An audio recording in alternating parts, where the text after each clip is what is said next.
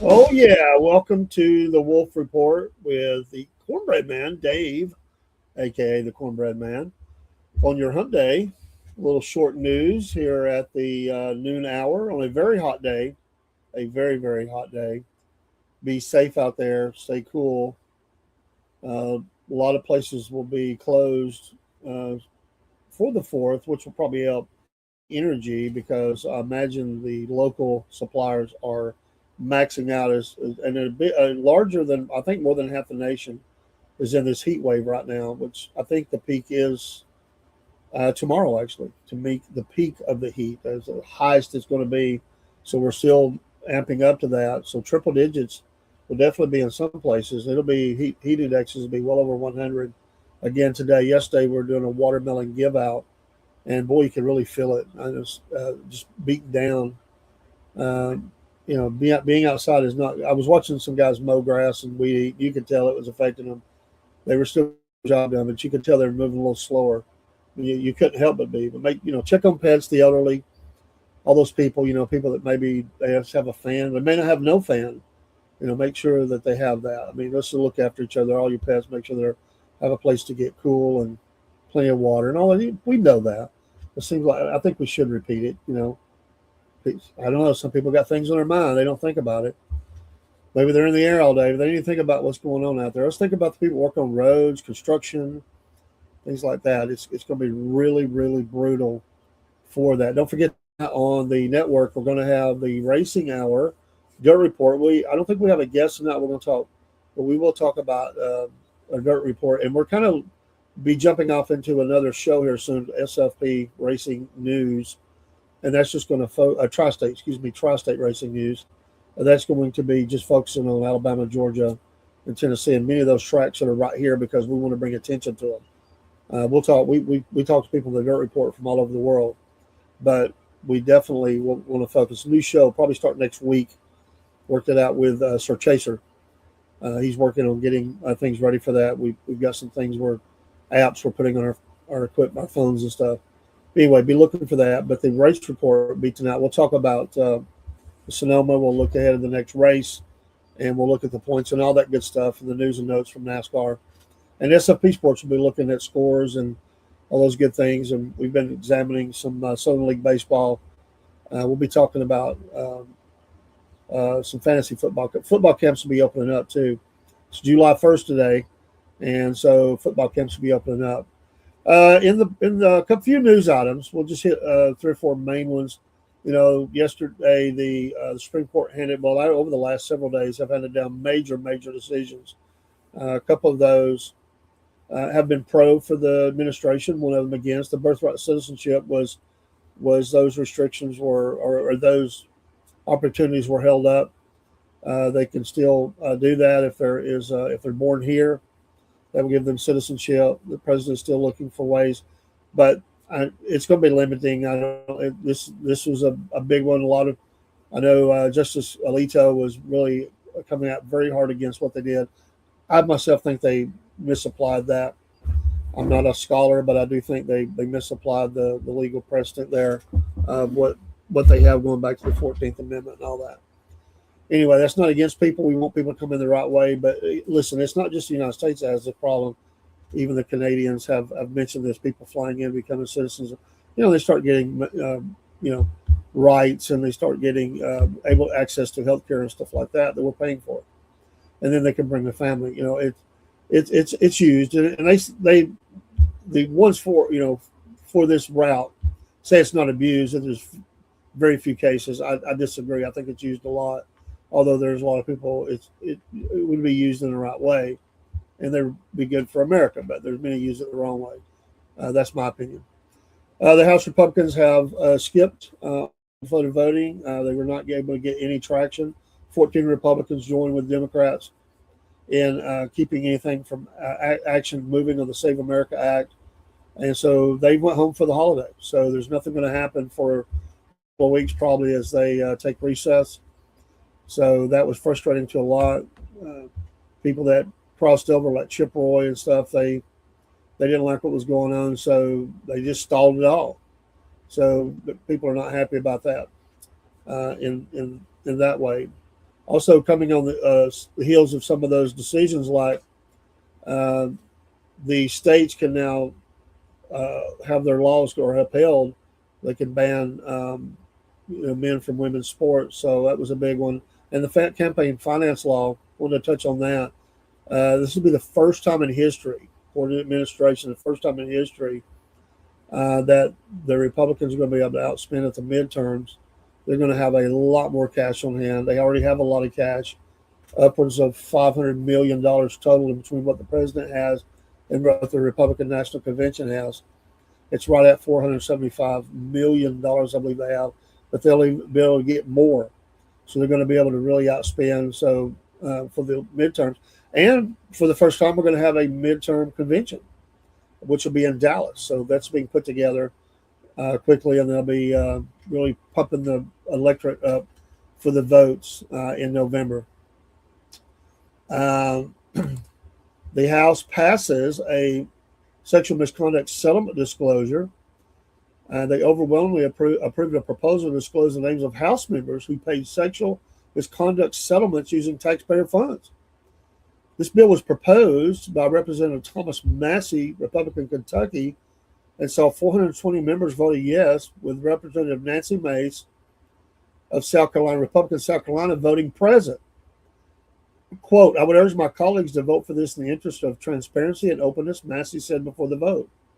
The resolution was passed following the recent resignations of Representative Tony Gonzalez, Republican Texas, and Eric Swalwell, Democrat California, amid accusations of sexual misconduct. A 2018 law requires that members of Congress pay their own settlements for sexual misconduct. Yes. It also requires the Office of Congressional Workplace Rights to publish an annual report disclosing the misconduct payments. They should. The bill requires the Office of Congressional Workplace Rights and the House Ethics Committee to release a list of members who paid those settlements, along with the aggregate totals for misconduct by House employees, a roll call reporting. Mays said she voted present, saying the bill was no different from work she had done to increase transparency about sexual misconduct. I already did this. Mays told CNN, I subpoenaed the files in oversight in March and released them in May. It's already been done. Massey told CNN before the vote that he wanted to clarify if there were more records that could be turned over from the OCWR and the House Ethics Committee. I feel like there's something missing, Massey said. If somebody thinks what I'm doing is redundant, then it's an easy yes vote. In April, the House Ethics Committee released a total of all publicly disclosed matters it has investigated involving alleged sexual misconduct by members, listing 28 instances in total and 15 instances since 2017. And that, my friends, even though that's the ones that were caught, that's the ones that were caught. I mean, that's the sad part of it. Now, that's the ones that fell under that. The Democrats helped bury Representative Tlaib's revised Lebanon war powers push. They also on Tuesday rejected a second Lebanon war powers resolution from Representative Rashida Tlaib, Democrat Michigan, voting 189 to 235 to leave President Trump authority to direct U.S. forces in the country unconstrained as a fragile Israel-Lebanon framework and broader U.S.-Iran peace talks hang in the balance. Um, let's see, Resolution 108 invoking Section 5C of the War Powers Resolution would have ordered the president to pull U.S. armed forces from any hostilities in Lebanon within 7 days while preserving security cooperation with the Lebanese armed forces and the protection of diplomatic facilities. Tlaib's earlier measure, Resolution 84, failed 324 to 92 on June 4th after Democratic leaders warned its broader from Lebanon language could force the removal of troops guarding the embassy in Beirut. The revised text carried the backing of House Minority Leader Hakeem Jeffries, Democrat, New York, and House Foreign Affairs Committee ranking member Gregory Meeks, Democrat, New York, but still drew 22 Democrat defections, while 2 Republicans crossed over in favor. Tlaib told colleagues Monday that the vote was about, quote, immediately ending all U.S. participation, of course you would say this, in the Israeli government's violent assault against the people of Lebanon. I think we're Hezbollah, somewhere, I think that's the word. It's not the people of Lebanon, it's Hezbollah. Although, yes, it's ugly. Accused Israel of ethnic cleansing and territory expansion through its bombing campaign in the south. Where was she when the missiles were flying over the border? I don't think I heard from her. Anyway, Meek said the rewrite corrected the flaws of the first resolution and would ensure the U.S. stays out of another forever war. He added that to his knowledge, U.S. forces are not currently engaged in hostilities alongside the Israeli military there.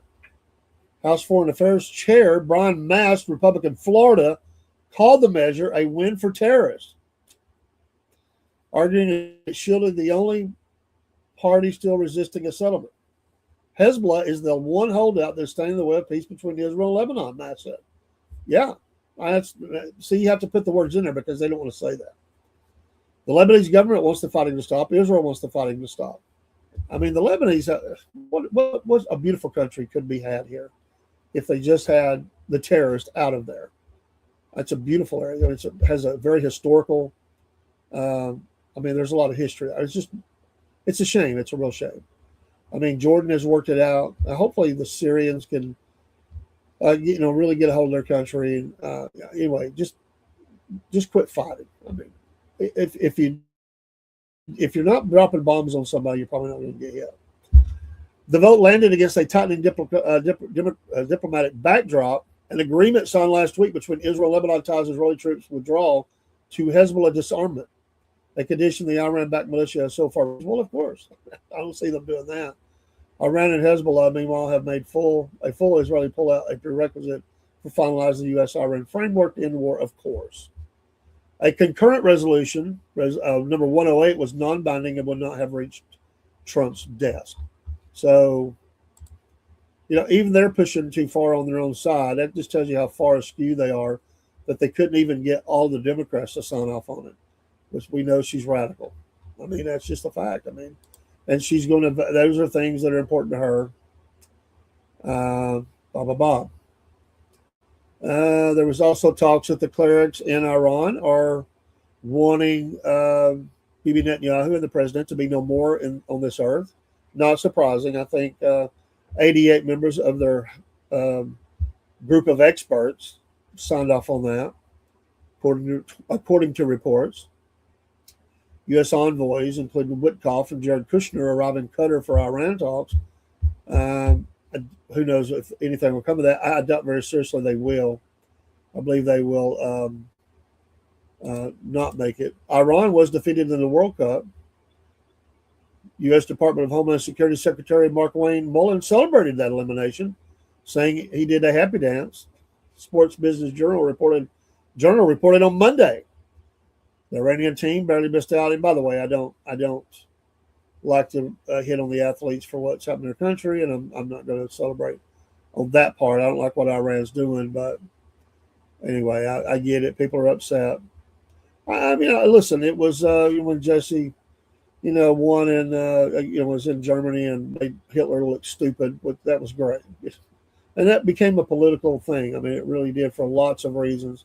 So I do understand that because of what he was trying to do there and the propaganda he was doing. It was a huge thing. So that did bring in politics into that one, and it does happen.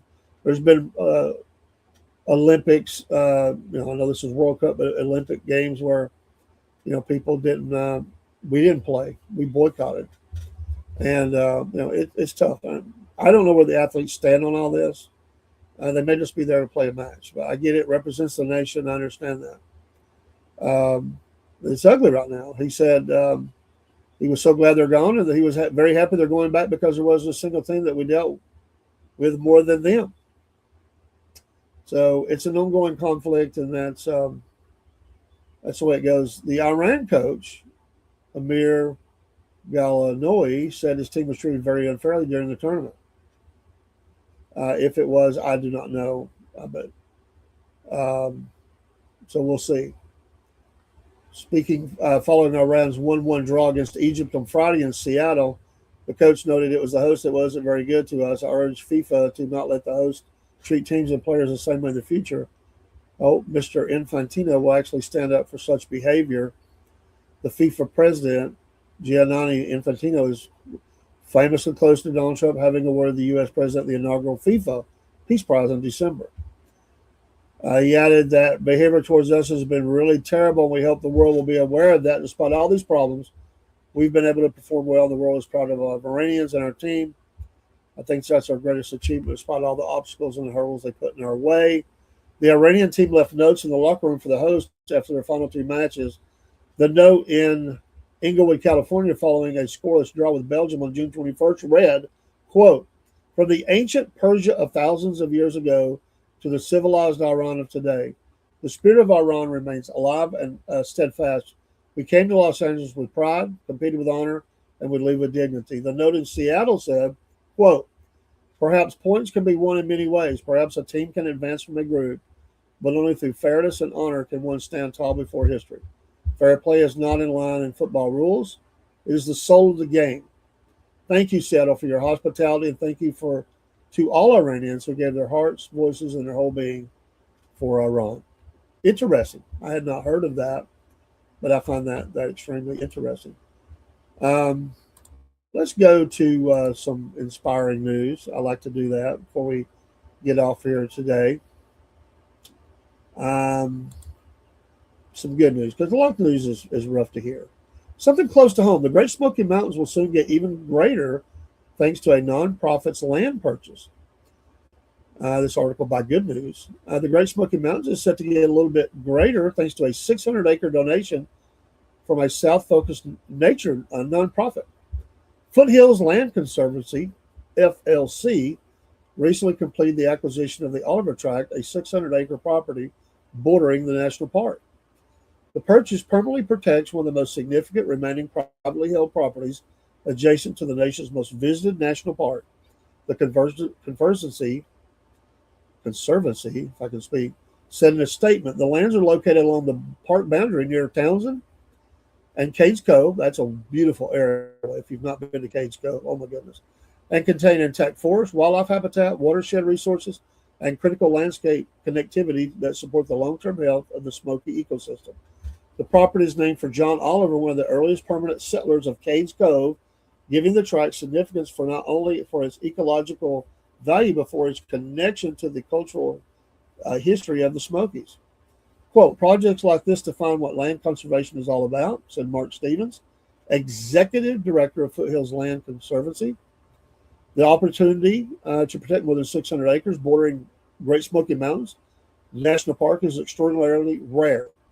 Thanks to the support of our partners, donors, and community, the land will remain protected for future generations rather than being lost to development. And we will, let me put that on screen, and we will show you where that seems to be if I'm reading this map right. And you can see this area here. I believe this is what they're talking about right along here. So very nice. We have this. So anyway, I believe that's what they're talking about. So it extends along that. And that loop of Cades Cove, which comes back in. Very nice. Very nice. I'm glad to see that. That's nice that they were able to do that. And a little bit of sports before we get off of here. The Braves lost again, and the Phillies won. It's 2.5 game spread. I mentioned that this morning in the morning show. It is absolutely imperative the Braves have a good game tonight. It's getting tight right before the break. Something else. In the World Cup, Mexico ousted Ecuador, first World Cup KO win in 40 years. Well, Mexico is going ballistic. I don't think they've ever won, right? Mexico? Am I right on that? They're the first World Cup knockout stage match in 40 years, dispatching Ecuador 2-0 in front of an electric crowd. Estadio Azteca in Mexico City. Wow, I didn't get to watch it, but I imagine that was amazing. I've been in places where they've been playing. It's crazy. A 1 hour delay to kick off due to lightning around the stadium did nothing to dampen the atmosphere inside. Fueled by the roars of the home crowd, Mexico came out dominating their South American opponents. They scored twice in 9 first half minutes, courtesy of standout strikes from Julian Quinones and Raul Jimenez. It was the same scoreline in the same venue as the only previous occasion that Mexico made it through a knockout round when they beat Bulgaria in 1986. I remember that match. The last time the country was a host for the quadrennial event. It has been about 40 years since the last time I saw the Azteca like this, Mexico coach Javier Aguirre said. We've had great victories, but none like this one. Because we were at home with our fans doing as they do. They left their hearts out there. The first expanded 48-team World Cup means Mexico have not yet realized their long and frustrating pursuit to make it back to the quarterfinals. But after 7 consecutive defeats at the first knockout hurdle, Tuesday's victory will taste plenty sweet. This win means a lot to me. I was one of those players who couldn't make it to the 5th game quarterfinals. It hurt a lot, Aguirre added. You get past the group stage and perform well, but then there's a critical error that takes you out. Today, the connection with the fans gave us a boost. This is a spectacular stadium. It's a great night for Mexicans. So anyway, they'll be taking on either England or Congo, Democratic Republic, back at Azteca on Sunday. And all the English are so wanting their team to move up. That's another one that's been a while.